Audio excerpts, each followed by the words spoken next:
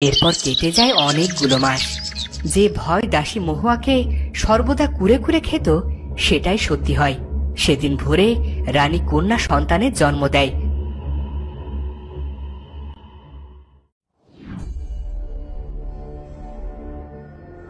দাসী, কথা বলছো না কেন? কি সংবাদ এনেছো? বলো আমাকে, বলো বলছি। মহারাজ, রানীমা। হ্যাঁ বলো, রানীর কি হয়েছে? রানীমা এক কন্যা সন্তানের জন্ম দিয়েছেন। কি, রানী পুত্র সন্তান জন্ম দিতে ব্যর্থ হয়েছে? মহারাজ আপনি শান্ত হন, আমার কথা শুনুন। মহারানী যে কন্যার জন্ম দিয়েছেন ও কোনো সাধারণ কন্যা নয়। প্রহরী, প্রহরী! আজ্ঞা করুন মহারাজ।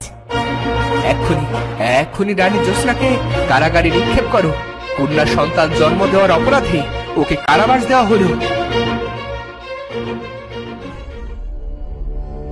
রাজার হুকুমে রানী জ্যোৎস্নাকে টেনে হিসড়ে অন্ধকার কারাগারে নিক্ষেপ করা হয়।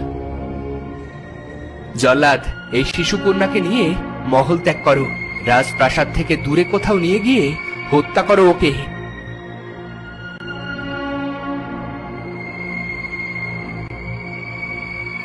না না মহারাজ, আপনি এটা করতে পারেন না।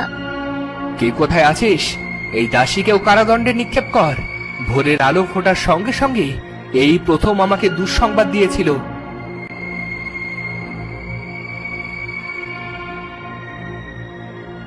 রাজার হুকুমে দাসীকেও কারাগারে নিক্ষেপ করা হয়।